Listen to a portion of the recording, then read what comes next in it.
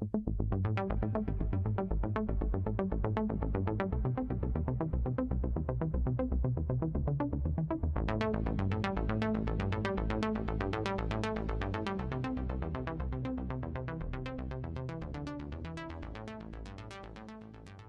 morning, everyone. It's an absolute pleasure to have you across the screen, the new way of life and the new way of working. I was saying to one of my colleagues earlier, the number of bedrooms I've seen and lounges I've seen, things that perhaps I should never really know about in the number of meetings I've had in the last 80 days or so. And no doubt it's been very similar to you as well. It's my absolute pleasure to have an opportunity to talk to you, to present to you, to share some thoughts with you.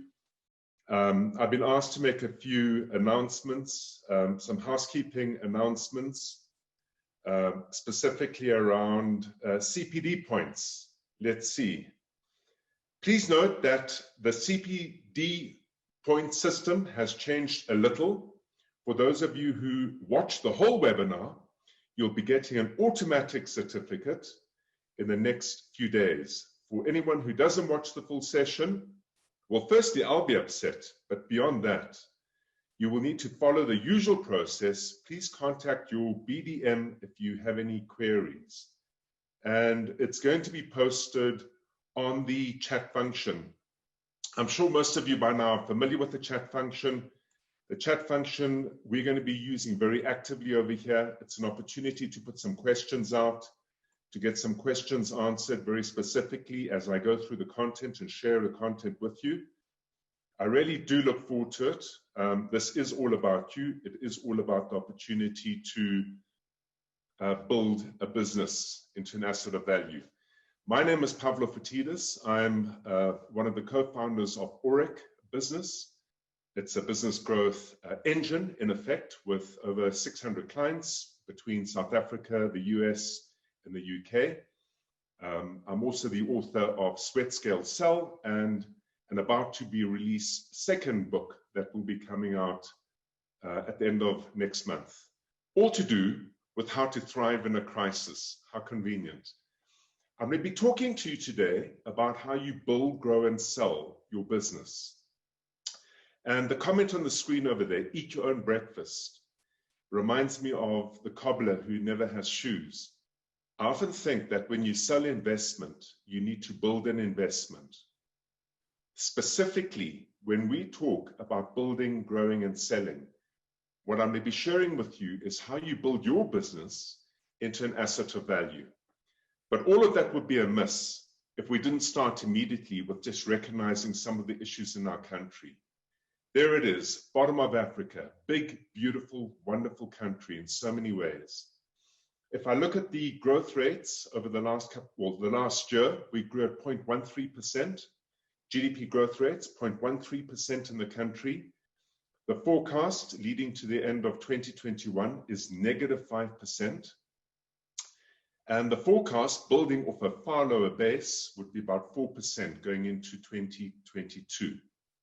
So the year gone by, the year we're in, and the year ahead.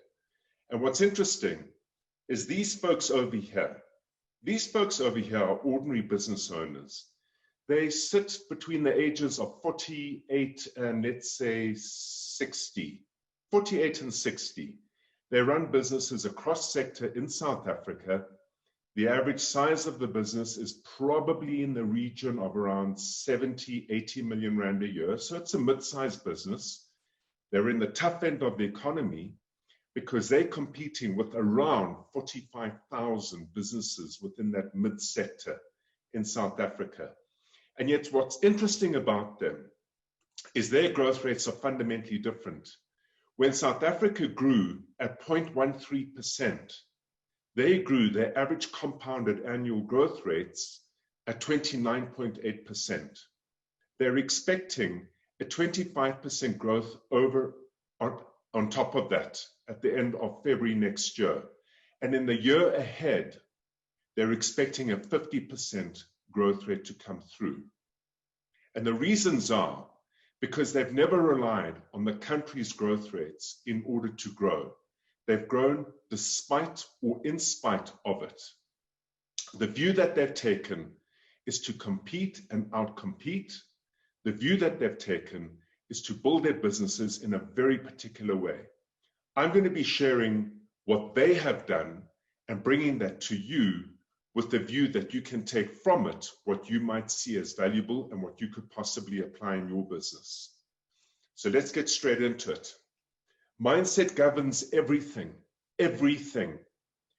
The mindsets that they've adopted, the mindsets that they've elected to hold, is one that says, the only thing I will pay attention to is what I have 100% control over. And the reason that is so important is because the way you think guides and leads the way you behave. Partly you're aware of it, mostly you're not aware of it. The way you behave leads to an outcome, whether it be in a relationship or whether it be in a business you build, or whether it be with your team, or whether it be with your partner, whether it be with yourself. Your mindset is the starting point behind absolutely every action, whether you're aware of it or not. When we look at what we need to do in the short period of time that we have on this life, on this earth, and the shorter period of time we have to build our businesses, the only thing worth focusing on is what you have control over. When I listened to the budget speech last night, and I listened to our finance minister bemoaning the fact that he is not being taken seriously enough, widely enough across the ANC, and all the different ideologies around the economy conflicting with each other to leave us in the mess that we're in as an economy. There is no point in applying any attention to that, because neither you nor I have any impact on that. Where we should be rather directing that energy is where we have 100% control. Mindset matters. The next thing is all these folks decided to take a different view on the businesses they were building. They decided that they were going to go down the route of building an asset.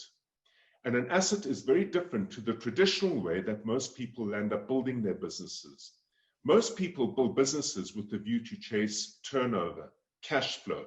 And of course you have to, it's logical, it's where you begin.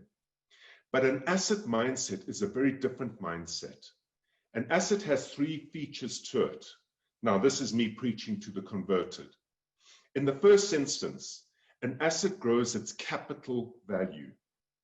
I look for a share on the exchange, I buy the share on the exchange for 50 Rand, I hope to of a day sell it for 300 Rand. The 250 Rand is my capital appreciation. An asset has income growth. I buy the share for 50 Rand, I hope to have a dividend stream flowing from that share year on year on year, 10%, 5 Rand a year, whatever the case may be. But I'm looking for my income growth too. And then thirdly, the most important feature of an asset is that it is independent of me. It's tradable. On the exchange, I choose to sell my share. There's a ready market to buy the share. I've traded the asset and I've gained the capital advantage. Three features that they set as a purpose behind the passion they have for what they do and the love of what they do. A different perspective on how you're going to go about building that business. The next thing that they were taken through is something that I call the onion peeler. The onion peeler is it really doesn't sound very sophisticated, does it? But it really is a sophisticated thought. And I've often wondered whether I should give it a far more fancy name so I can earn some big fat fees from some big fat businesses by showing how clever this fancy device is. But the truth of the matter is if you take an onion and you cut it in half, there are three primary layers to it. You have the inner layer, the middle layer, and the outer layer. And in the inner layer, the sweetness of the onion, where the flavor comes from, that is what I refer to as the core strategic value of the onion.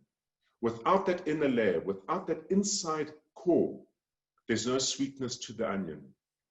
The next layer is what I refer to as the non-core strategic aspect of the onion.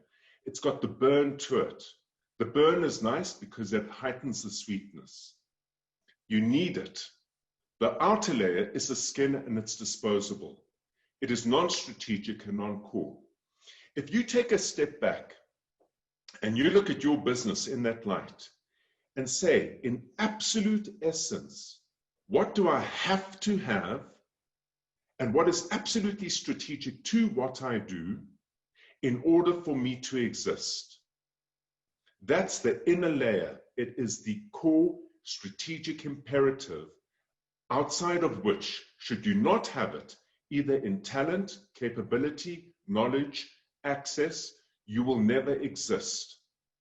That is the core, the essence of the business.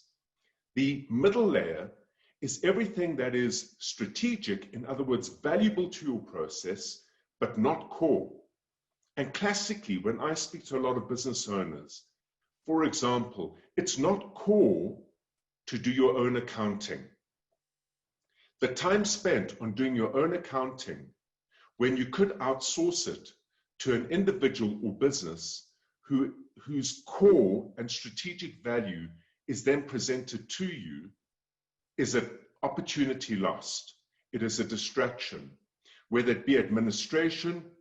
Nowadays, increasingly, the question of space and place. Do you really need offices nowadays?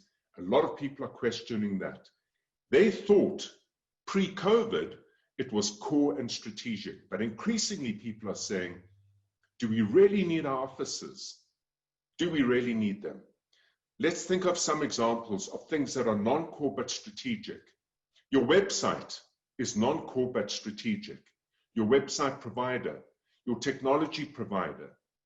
If you have a marketing agency working with you, they themselves are non-core to you, but strategic in value to you. And then the outer layer is everything that honestly really is a commodity. The pencils you buy, the coffee and tea you buy, the business cards you buy. Those elements really have absolutely no value in ever having ownership around them. The reason the onion is so important is because the onion lends itself to you understanding how you reduce your business to the essence of what you need to excel at, where thereafter you need to partner, and where thereafter it's pure commodity. It takes the noise out of the head. So with those mindsets in place, where do these businesses begin? Because the idea of starting a business, growing it, requires you to build a platform or a business that can scale. And scale is another way of saying growing revenues, but containing your costs. If you can do that and increase the volume, you have a good platform for growth. The first thing is, how do you compete? The market is busy, it's noisy, it's crowded. And in the old days, in the very old days, it was said by Emerson, who was an essayist, one of the founding fathers of the United States. In 1770, he wrote and quoted, "If you build a better mousetrap, the world will beat a path to your door." And he was so right, because in 1770, there were very, very few products. What he said was the essence and the beginning of commercial thinking, not trading, but commercial thinking. It was taken all the way through to the early 1900s, when Henry Ford first built the first Model T. And remember what he said. He turned around and he said, you can have any Model T Ford for so long as it was black. He had created the production line concept. It was all about the product. And then in the 1970s or 1960s, Kotler emerged and said, no, we've got this wrong. It's not all about the products. There are many, many products out there. And in the 60s and 70s, there were a lot of products out there. He said it's about marketing, and marketing is all to do with the segment that you are going to focus on. And people said, segments? By what do you mean? And he said, the groups of people that you would focus on. Are you going to be focused on the mining segment or the financial segment? Are you going to focus on small businesses or corporates? Are you going to focus on men or women? And the marketing language evolved along demographics and psychographics. And that was the new game in town. But here's the thing. That doesn't function anymore. When we see businesses talk to us as we are their segments, it means nothing. I'll give you the best example. Often I hear about very large financial institutions talk to me about the SME segment. I live and work in that segment. Some of you are in that segment. I'm not even sure what that segment means. And when I unpick and unpack their marketing language, none of it resonates with me because it doesn't talk to me. What distinguishes businesses today are the problems they solve, not the products and not the segments. To understand the problem you solve, it means you need to understand who your customer is. There is a massive difference between people that you serve. The idea behind identifying your customer is about finding a group of people, a large enough group of people that are of interest to you. And that large enough group of people all have a very similar view on the issues that they extend to you to have solved for them. There's a big difference between people who are investing in their early 30s to people who start investing in their late 40s to people who have invested and are approaching their mid-70s. There's a big difference across culture and race, where the disposable income for a lot of Black professionals never correlates to the salary they earn because they face a different kind of tax called Black tax, as opposed to perhaps the equivalent white individual who come from a very different setting and a very different culture. The language of investment is fundamentally different. And to the extent that you can understand who the customer is that you serve, and thereafter identify the problem they have that you can solve for them, and finally do it through an experience that they feel heard, understood, against which they can trust and rely on you to have that problem solved.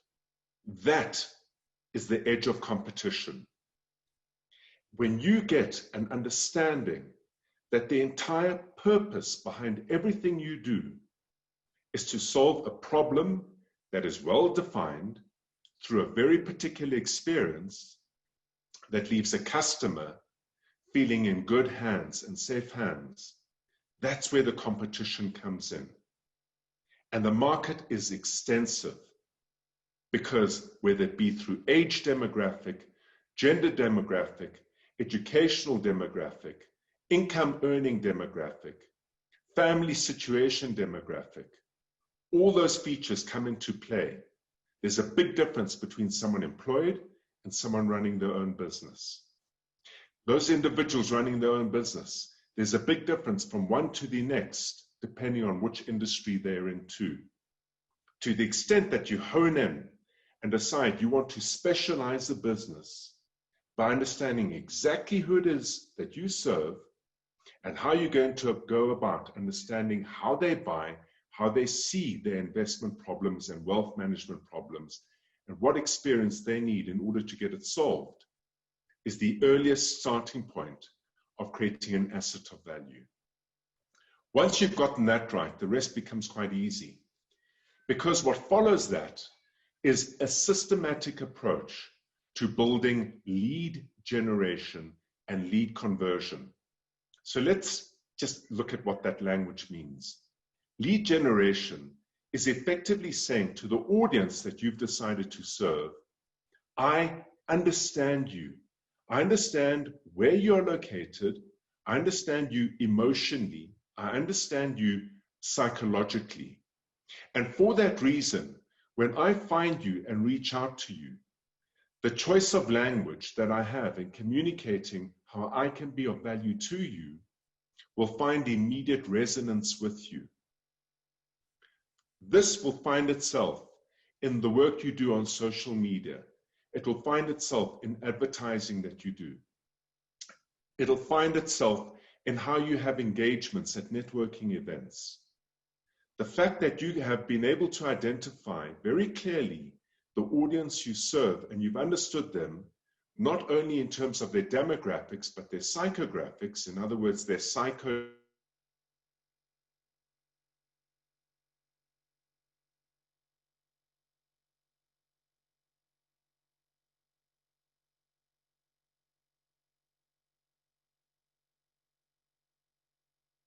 door. That is the entire purpose behind lead generation. And folks, here's the thing about it. When you've understood it in that way, there's an opportunity to look at how you craft your messaging, how you craft your communications, how you're going to put it out there, whether it be through a breakfast event, or whether it be through a social media post, or whether it be through channel relationships you might have with other organizations that reach that same consumer or that same business that you're wanting to reach. The ability to put that into activities that are placed into a sequence that are then measured in order to create something teachable is what the effective system of marketing is all about. To the extent that you're not clear on the audience you want to reach, it means your ability to create the right messaging won't be clear or it won't resonate. It means you won't know exactly where to find this audience, which means your platform of delivering the message is going to be uncertain. Until you understand who you serve, what problem you solve, and what experience they want, you can't begin to generate consistent revenues, because consistent revenues always begin with lead generation. And lead generation built into a system means that you can run your marketing campaigns and messaging campaigns consistently, reliably, month in and month out. When people respond to those campaigns, the marketing effort, in effect, you then move into lead conversion, which is the sales effort. We're talking here about building an articulated system that will find that audience, reach that audience, communicate to that audience, and when that audience responds, that engagement itself then is broken up into a series of activities put into a sequence that can be measured. Because think about how you go about selling what you sell. You have a process of inquiry, for example, to understand the status quo of a potential client. You look to see what their future might hold for them. You help them see and understand that future in financial terms. And through that, you identify a solution that will close the gap in terms of their current wealth status to the required wealth status they need for the balance of that future that lies ahead. That in itself is a very structured process of engagement around activities in a sequence that can be measured. You now have the ability to generate leads, and you now have the ability to close the leads, things that most of you do intuitively, but not in a structured, articulated format. And the reason that is so important is because as a business owner, if you find yourself and see yourself and keep yourself at the forefront, at the coalface of generating inquiries and then converting those inquiries, it makes it inordinately difficult for that business to ever be built naturally into an asset of value. Because remember the third feature of an asset, it's a business that's independent of you. So now we have an ability to generate consistent revenues. Again, we know who we serve, we understand where they live, where to find them, how they see the world, we understand what their problem is and how they understand their problem, and we understand what experience they need to have that problem solved. We have gone now and built a lead generation process, and behind that we have a lead conversion process. You now sign a client and things need to be implemented. And that requires the ability to create an operational process. An operational process, incidentally, includes all the activities that bring to life the agreement that you have struck with that client. How do you load a portfolio? How do you identify the investments? How do you administer the entire process around compliance? How do you then manage that relationship in order to retain that client? What I often see is a very, very definitive sales effort in a business owner.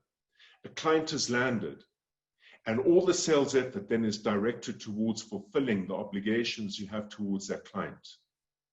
And whilst you're busy fulfilling the obligations you have towards that client, the entire process of lead generation and lead conversion is either interrupted or pauses until that client is loaded into the operational capabilities of the business.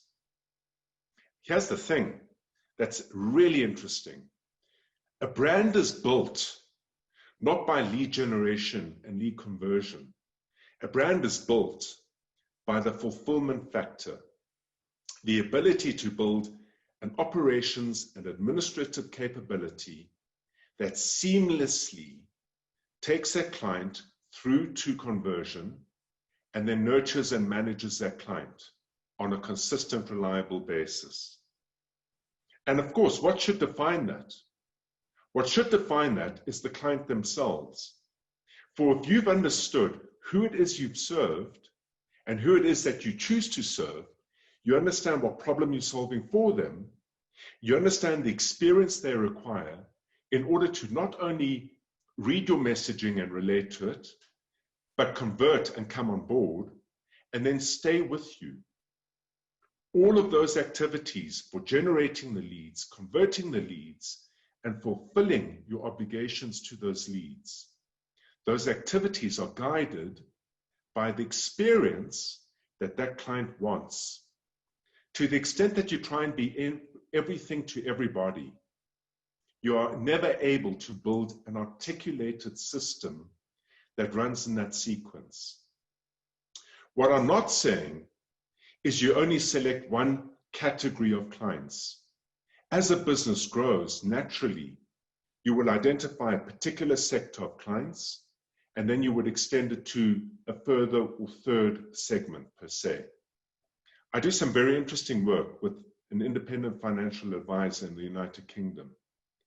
And he has developed a particular insight into divorced clients, but people who live across 2 continents. It's his area of niche. The product suites are very similar to the product suites offered by many other financial advisors. But he has been able to develop an insight into where to find these potential clients, how they think about their wealth. The 2 jurisdictions sit within the United Kingdom and Hong Kong.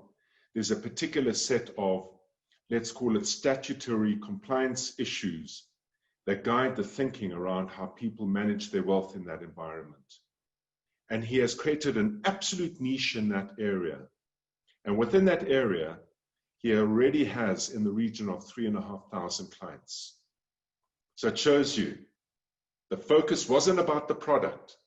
The focus was on the individual based in a group that thinks and behaves and lives in a certain way and has a certain view of the problems that they need solved. Once you've got that right, and the thread is working beautifully around identifying who your customers are, understanding them implicitly, generating leads from them through effective messaging, converting those leads because you've understood how that client wants their problem solved, and then fulfilling your obligations to serve them because you've understood the experience they want. It places you for the very first time in a situation where you can reliably identify the right people to come on board in your business who will then be able to do the right thing at the right time. Think of it this way. Because the effort of generating leads is driven through a system, activities in a sequence that can be measured. By definition, I can train you to perform those activities in that sequence. By definition, I can measure whether you're doing it effectively, because those activities placed in a sequence yield a measured outcome. So A, I can produce a job description. B, I can train you on it. And C, I can measure your performance. And if I can do that in generating my leads, and I can do that in converting my leads, and I can do that in fulfilling my obligations to convert and deliver the service to those leads, then I can get the right people to do the right thing at the right time. I can capacitate them fast. I can train them fast. This is the absolute definition of scale. We hear about it in books. We read about it in books. We hear about it in the media. Very few people understand that the starting point behind successful scaling is simplicity in terms of how you decide to separate your business from the noise out there and distinguish yourself not through product, not through price, but rather through who you serve, defining them clearly, understanding the problems they have, and how you would go about solving them through an experience that they themselves would relate to and correlate with. It then allows you to build that golden thread of activity to systematically deliver that on a consistent basis. What does this afford you? The most precious thing in the world. As a business owner, you need to have more time leading than more time doing.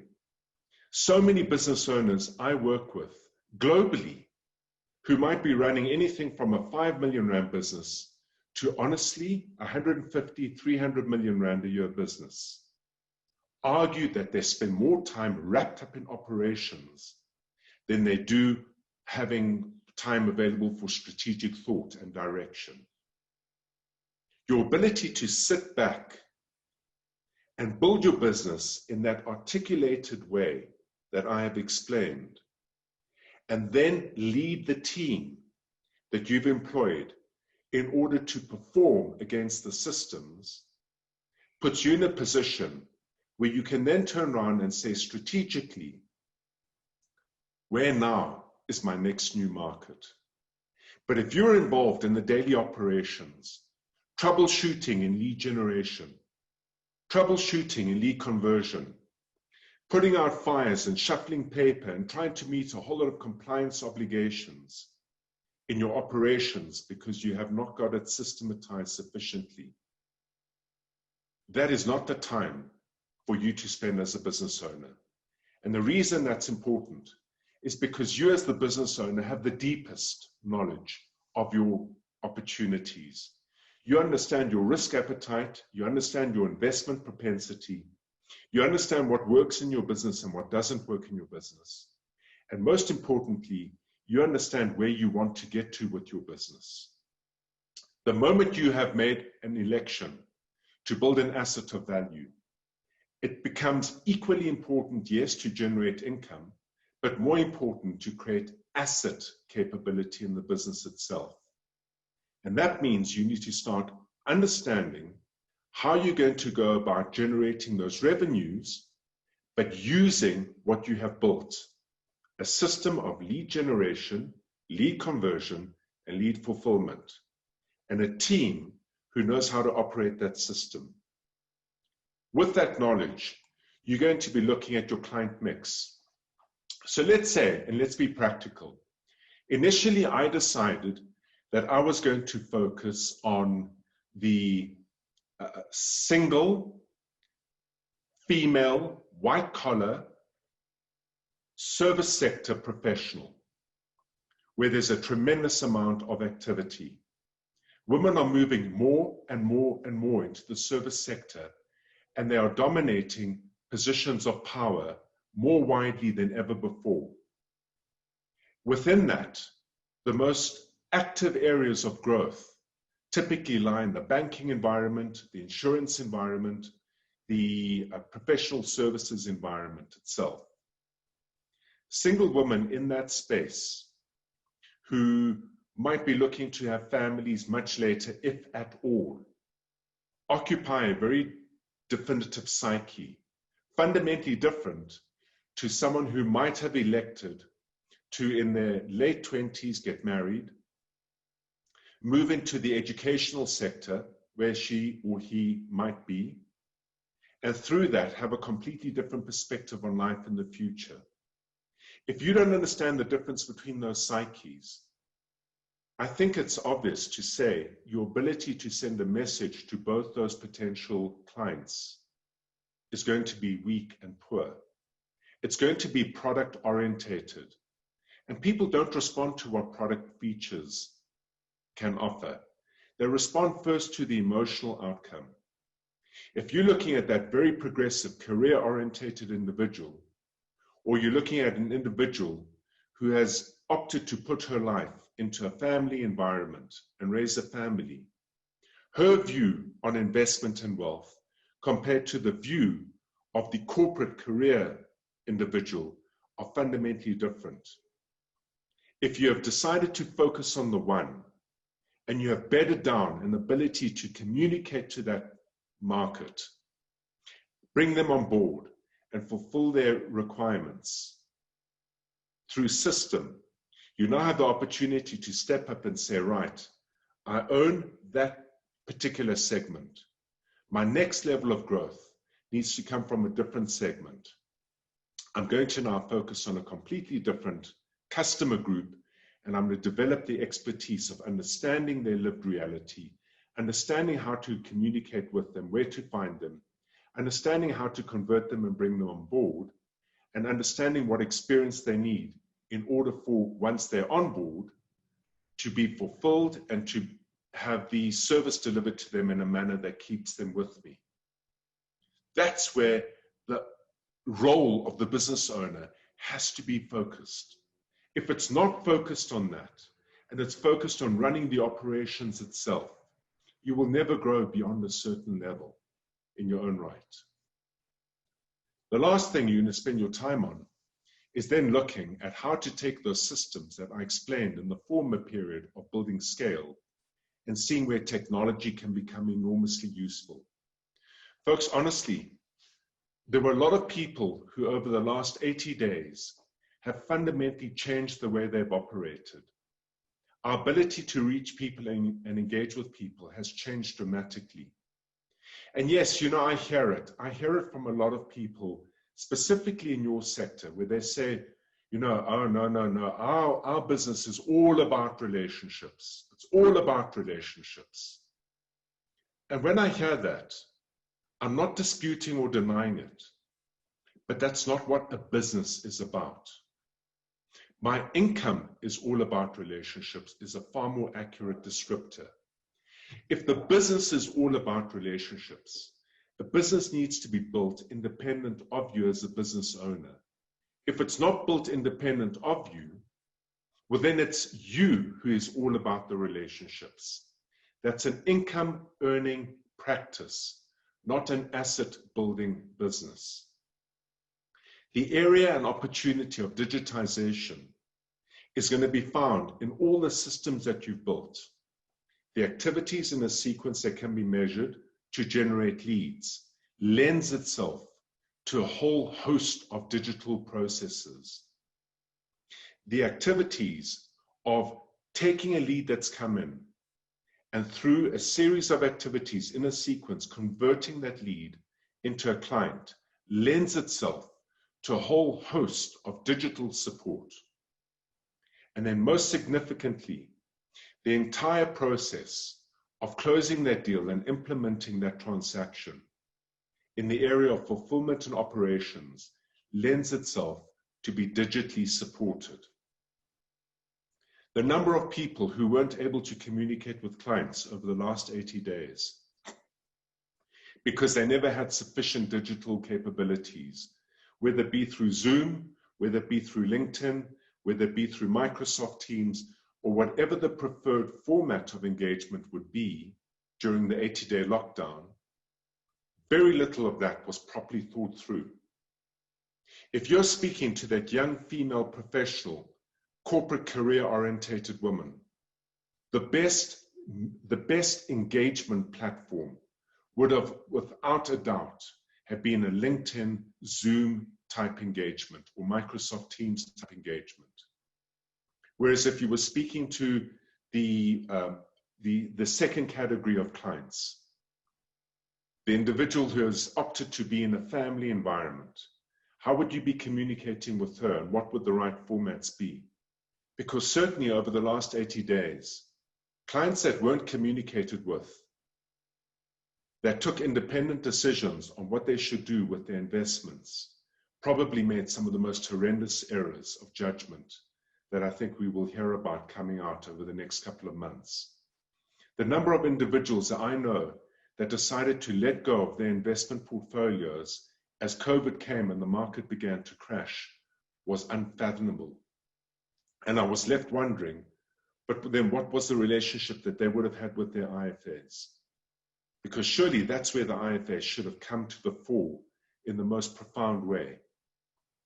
So either they never had IFAs or they never had the ability to communicate digitally with IFAs. And what I think we can expect going forward is that COVID is here to stay in this economy for at least the next 18 months. And I think we're going to have a number of scares, and those scares are going to be transmuted into a lot of bumpy rides from an investment perspective.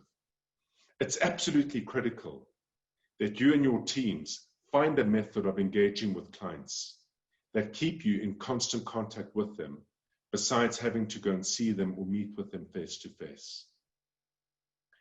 With the time you have available, you're looking to use your own knowledge and insights in the market in order to add additional categories of clients that you will be able to engage with through the systems you've built. You're looking to understand how to get that client mix right so that you have a nice flow of consistent revenue. And most importantly, you're looking how to increase the efficiency throughout your business through digitized engagements. From that, where does it take us? There are only two destinations for every business in the world. It's either a sell or a closure. Statistically, 94.6% of businesses started in the United States of America, which arguably has one of the most vibrant markets and one of the markets that has some of the most progressive policies around business establishment. 94.6% of businesses started in the United States fail to sell. They close at an enormous cost to the business owner, to the team that that business owner would have employed, to customers, to suppliers, and quite honestly, to the local communities that they operate in.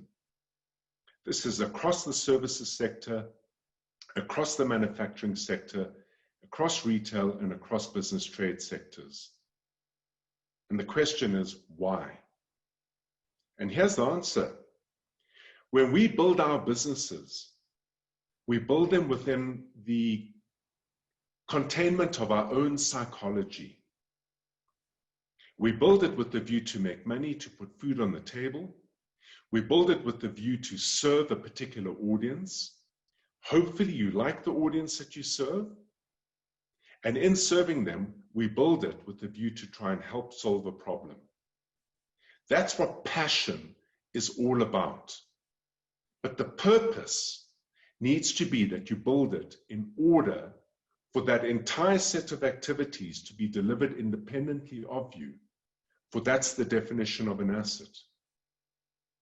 When you sell your business, any buyer of the business is going to look to three questions. The first is, what makes you different to everyone else out there?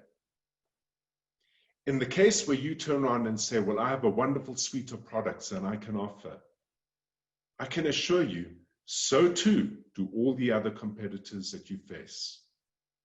If you turn around and say, our pricing is very competitive, you know, running average portfolios on a 0.5, let's say 50 to 60 basis points, as opposed to 70 to 80 basis points. If you average it out, assets under management for that client over the year as a fee, wow, that's a big difference. Why? Is it because you're an independent person operating out of your home? Well, if that's the case, you haven't built an asset of value, because that you can't sell. Or is it because you have built a business, and through that you have built some brand, and that brand has yielded confidence in your clients, allowing you to yield a slightly higher fee structure, and that brand is independent of you? Well, that becomes really interesting. And the way to get that right is that if you've understood who you serve, and your messaging in reaching them is so resonant because you've understood them emotionally and psychologically, you've understood their problem, you've understood how they see, experience, and live with that problem,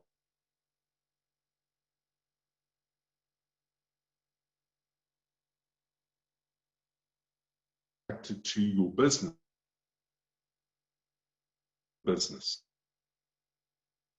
You've understood them to such a degree that your ability to, when those inquiries come in through the door, to systematically close them by taking that client on a journey made up of activities in a sequence that can be measured. And you have been able to train a staff member to operate that system for those clients. Will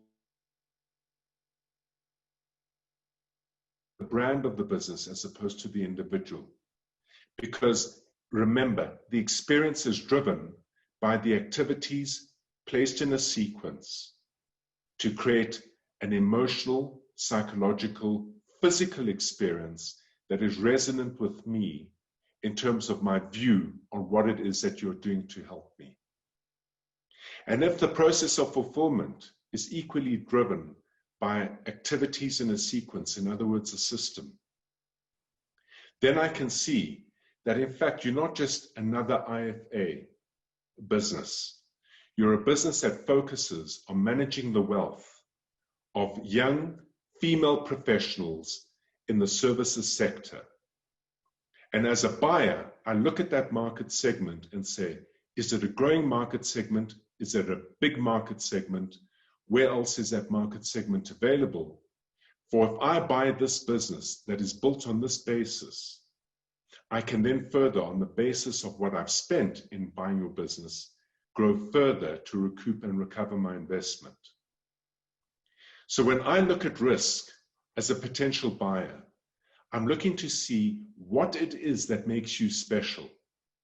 And if it's not driven by the customer segment that you have decided to serve, and that segment is not well defined, so I can't quantify its value, and if it's driven instead by you saying, I have fantastic products, we have the best service in town, our pricing is the most competitive, products, service, and pricing are all easily competed with.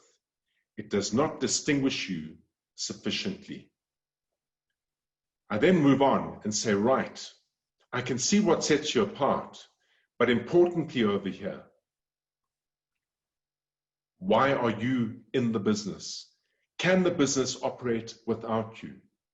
To the extent that you can show, I have systems that generate leads, I have systems that convert leads, and I have systems that fulfill leads. And on top of it, I've got a great team of system operators.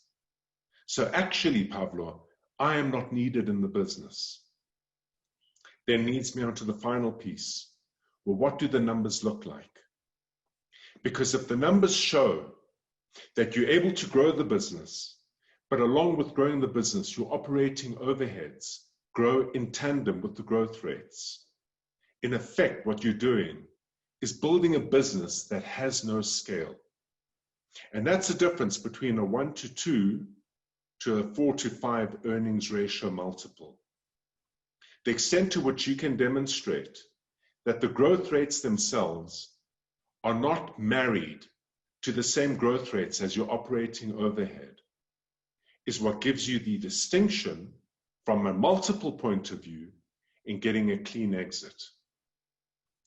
So folks, there's an entire thread through this. It starts with the mindset. It then focuses on creating scale. And that scale is driven by the customers you serve. It's there to release your time with a view to do what you need to do to then further grow. And most importantly, grow in a manner that will place you 5, 10, 15, 20 years down the line, where you can exit having enjoyed the income growth that you've had over that period, but significantly with the capital gain too. We're going to be talking about some round tables, but before we do,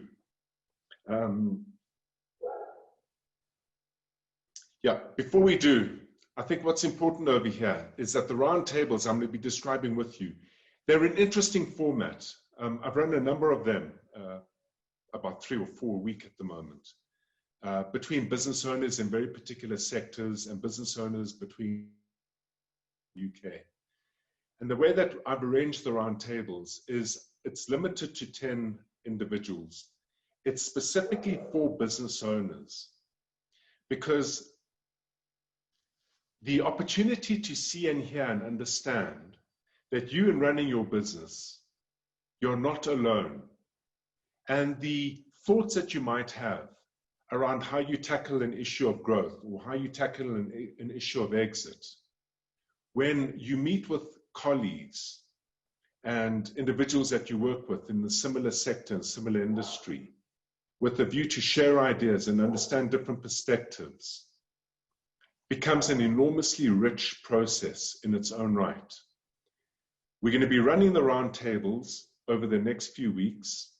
We're going to be running 2 of these round tables, and we're going to be asking any business owners who want to discuss, feature, focus, and talk about growth in their business to certainly, in the email that you get at the end of this webinar, apply to be part of that round table.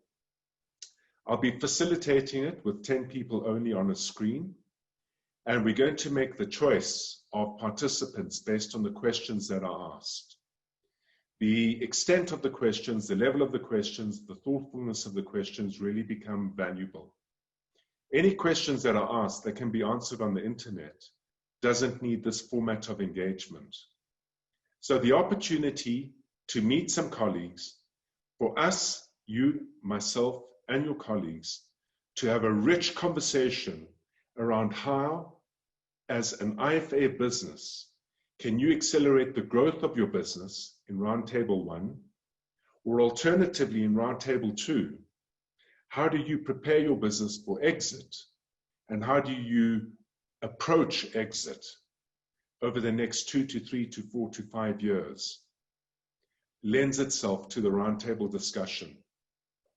So those of you who are interested in the roundtables, please certainly apply, put your hand up, fill in the questions. I would love to see you there. The dates will be communicated on the emails that go out, and the ability to apply to be part of it with the questions that you want answered around either growth or exit will be in the email itself. It is orientated around business owners entirely. So I really do hope to see you there. And with that, I'm going to move towards closure. I've taken up lots of time. We've got some questions that have been put forward. Where are they on the chat? 3 questions on the Q&A.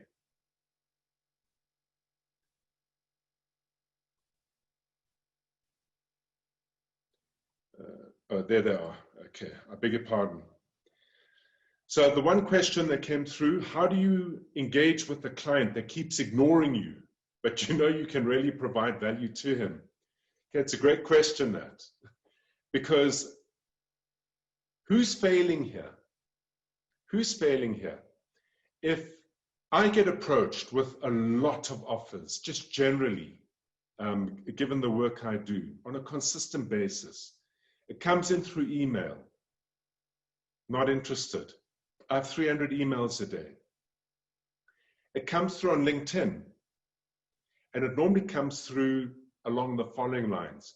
Hi, Pavlo, we have a great publishing capability.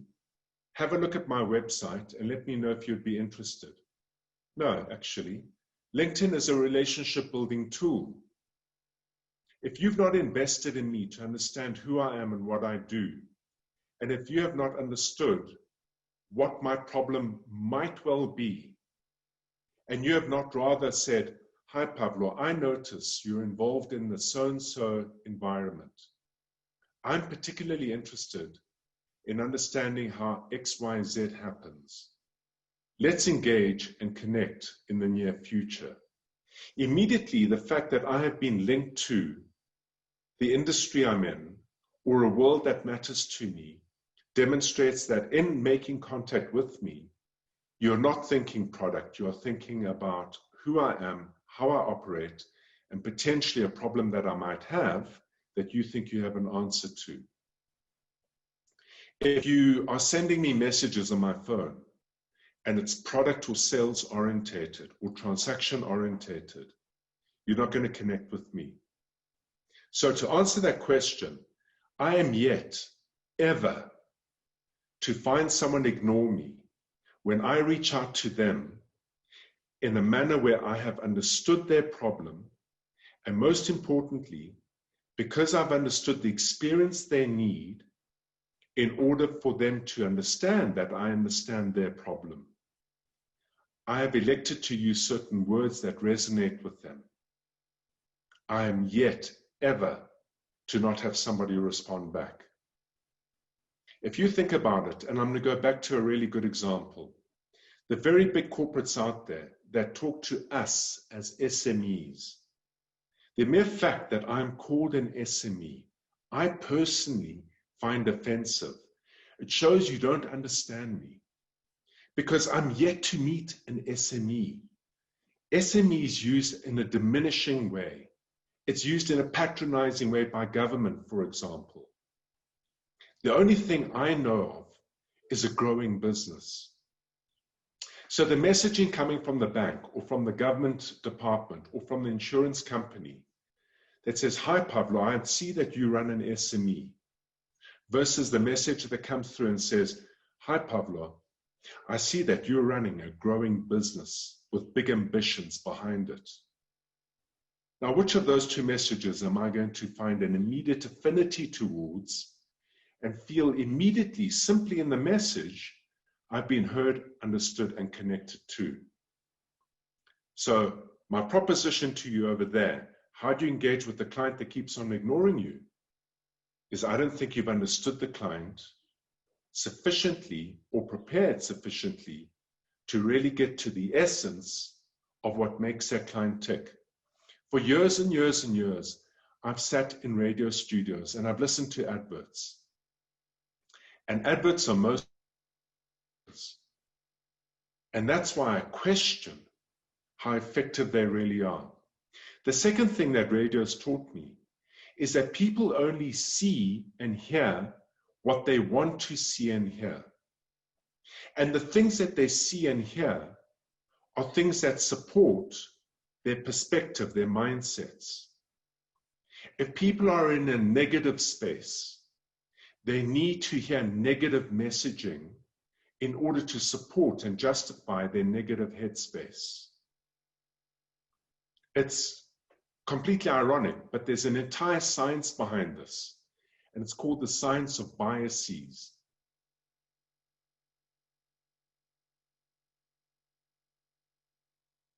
Investment. To, after this webinar, get onto the internet and have a good look at what biases are all about. Learn about them, read about them, understand them. See them in yourself as much as you see them in your clients. It'll help you get a really clear refinement on who it is that you need to engage with to get the message through. Wesley, I'm quite keen, please, to attend a roundtable discussion. Well, you know how to do it, Wesley. There's going to be an email that comes through to everyone who's attended. Please respond to the email, and it'll be great to see you there. From Georgina, Pavlo, in my experience, what is the hardest part of systematizing your business to get right? Honestly, the hardest part is understanding the purpose behind your business. You know, most people I've met in the IFA space really care about their clients. You can't sell if you don't decide that you're going to be in service of, and if you don't approach the selling process with the view to solve a problem.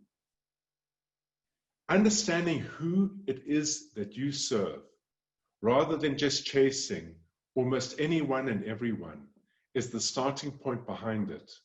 Thereafter, Georgina, the best thing to know or to ask is, can I be of service to you? Why can I be of service to you? What is the problem you see me solving for you? How does that problem come about? What happens if that problem is not solved? That entire process of engagement, which is all around positioning and all around building brand, then gives you the answers of how that individual wants to be notified that you exist. Because in amongst that, I'm asking, what news do you read? When you think about your wealth, when you think about investments, where do you typically go? Are you relying on Facebook? Are you going onto LinkedIn? Are you looking at a news brand? Are you listening to a radio? And when you hear messaging, how does it make you feel? How does it make you think? What resonates with you? What doesn't resonate with you? That entire process of inquiry is where the essence of building a distinctive brand and business begins and ends. From Mr. Anonymous or Miss Anonymous, how much time should you spend on prospecting, and to what level of detail must you know about the prospect before making a cold call? A deal closes the moment your brand touches that deal.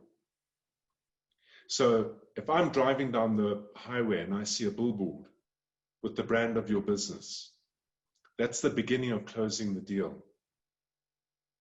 If I see a post on LinkedIn or Facebook or Twitter or an opinion that you wrote in a magazine, wherever that client touches your brand, it's the beginning of closure. Because here's the thing, if I'm driving down that highway and I see an advertisement on wealth management, and I look at the picture and I listen to the languaging and I see what's being offered and it doesn't connect with me, that's a deal already lost. And that's why what concerns me so much about South Africa at the moment is because cash flow is going to be king. It always has been. And because people are nervous about the economy, this idea of spray and pray as a means of hoovering up clients will be a disservice to you in not only the short term, but the medium and long term too. In a hyper-competitive environment, which is where we all operate, distinction comes from understanding exactly who it is that you serve. When I meet with a potential business owner, the research I do is I look at the LinkedIn profile and I go back literally 6, 7, 8 months on everything they liked, on everything they posted, on everything they said. I look at other social media that they're involved in.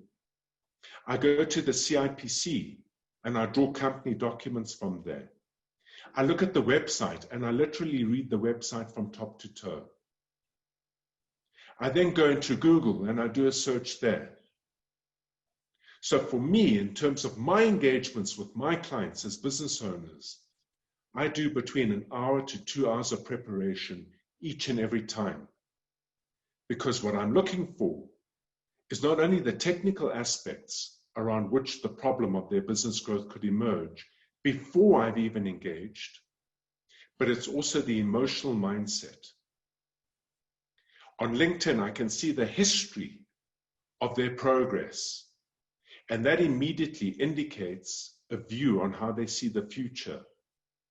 Because Carl Jung, the psychologist, turned on and said, we are all trapped by the images of our past. If I can understand that history, it helps me understand the psyche of the individual, especially in relation to how they see that future.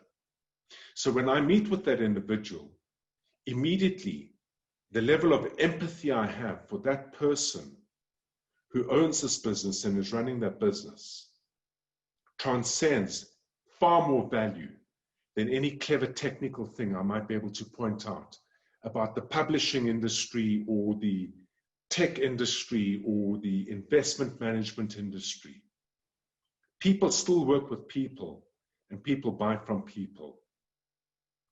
And that doesn't by any means deny that that entire process cannot be driven in through system. How much time in running your business do you allocate towards learning more about behavioral finance, economics, decision-making? Well, there we go. I think I've answered that question.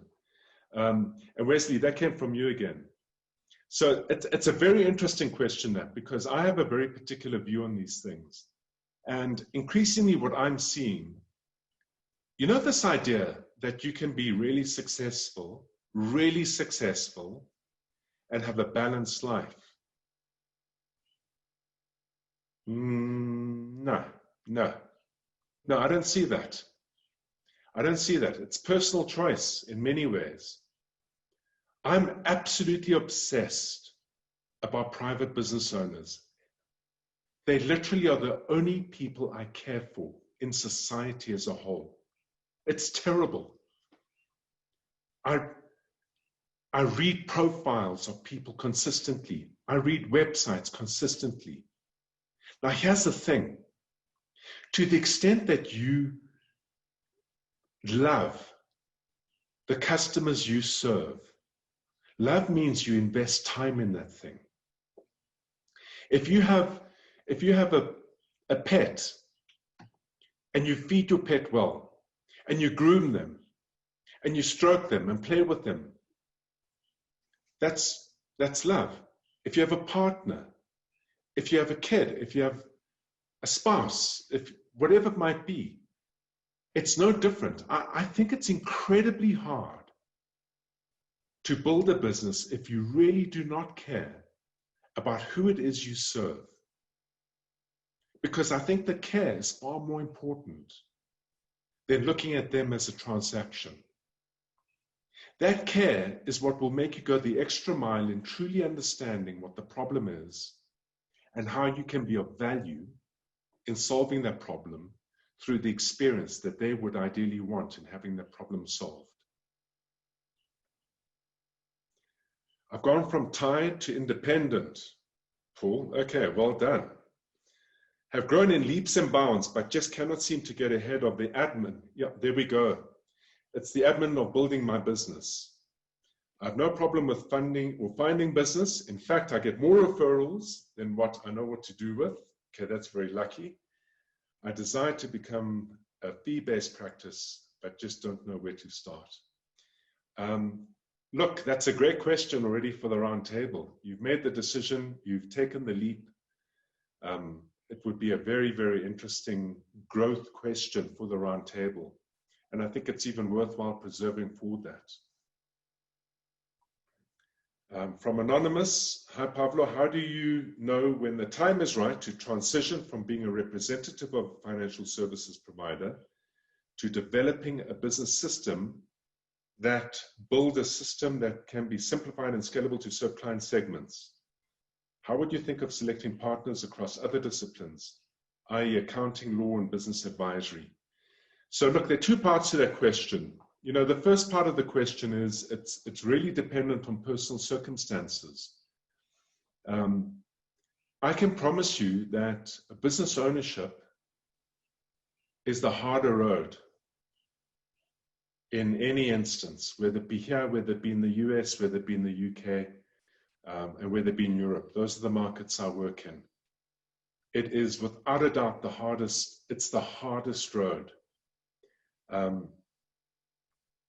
It's a big question, and it's very, very personal, and personal circumstances really are what would govern that over here. But the second part of the question, how do you think of selecting partners? Remember I spoke about the onion peeler. When I look for partners to work with, and I work with extensive channel partners right around the world, the way I look at it is I turn around and say, I'm going to do the onion peeler on my business. What is absolutely core and strategic to my ability as a business to be of value to the clients I've chosen to serve? That I'm going to hold and guard. And anyone who offers that and knocks on my door to partner with me, I will not engage with. Because that's your IP. That's what distinguishes you and makes you special. And in that should be all the intellectual property around understanding who it is you serve, how you generate leads with them, how you convert them, and how you hold them. I then look at the second layer. And the second layer, for me, are my accountants. My accountants do books. A lot of the software does my books nowadays, but they still add value to that software, and they add value to my books because they give me some strategic insight into either tax issues or some ratios. So they are of strategic value to me, but they're non-core. They don't do what I do, and I don't do what they do. But they also serve other business owners. That's my thinking on channel. In the instance where we share the same client, but in the service that I deliver and in the service that that partner delivers, we absolutely do not compete. And in fact, when we combine, our services together add more value to the client. That's the early stages of identifying and finding the right channels.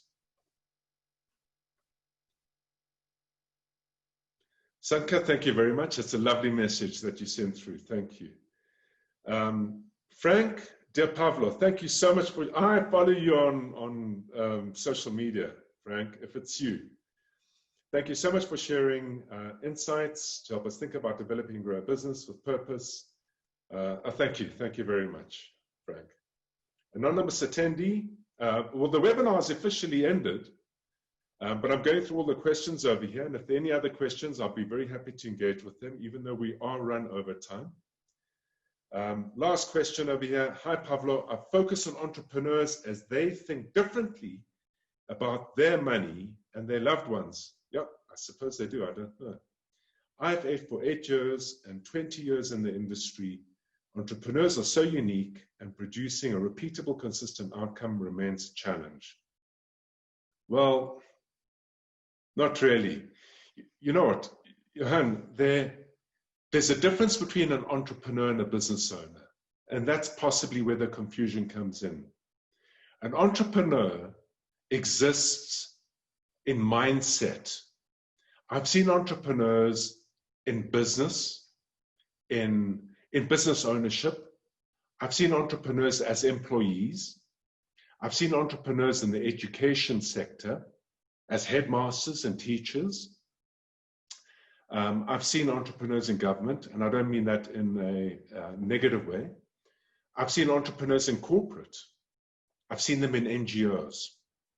An entrepreneur is someone who can see a problem, understand the problem to a point, and say, I'm going to now, in action, get that problem solved. It doesn't require you to own a business. You can do it as an employee for a business. You can do it as an employee in an organization. A business owner is different. A business owner is someone who says, I can see a problem, I choose to get it solved, and I'm going to do so by building a business. An entrepreneurial business owner is different to the two. So you've got the business owner, you've got the entrepreneur. the entrepreneurial business owner then eventually realizes that that problem I'm solving should not be done by me. It should be done by the system that I'm building into a business. It's the system that does it for me. And in fact, my job is to create that system rather than have me, myself, solve that problem. And with that, folks, I've taken up lots of time from everybody.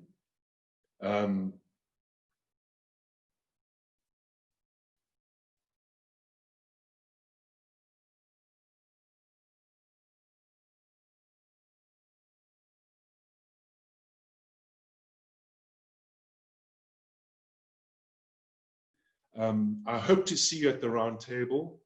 Please take an opportunity to respond to the emails that come through to you. We will have a lot of fun there. We will have some tough debates. You can ask any question imaginable. If I don't know the answer, I can assure you there will be 10 other minds around that table, and through a proper process of facilitation, we will come to an answer. Truth is always found in action, so there's never any right or wrong. The only right or wrong is what works and what doesn't. And with that, I'm going to end my time with you. I would encourage you to read Sweat Scale Sell. It's a book I wrote last year. Has a lot of really interesting content around building a business into an asset of value. It's story-driven, so it's dramatized and it has personality and a little bit of humor in it. But most importantly, it's a book that is absolutely implementable. There's nothing theoretical in there and no big fancy business language, something that I myself don't really like. So with that, again, I thank you so much for giving up time to be with me. And Ine, thank you very much for having me. I hope I have been able to part some good ideas, some interesting insights. And with that, I wish you all the best for the rest of the day. Thank you.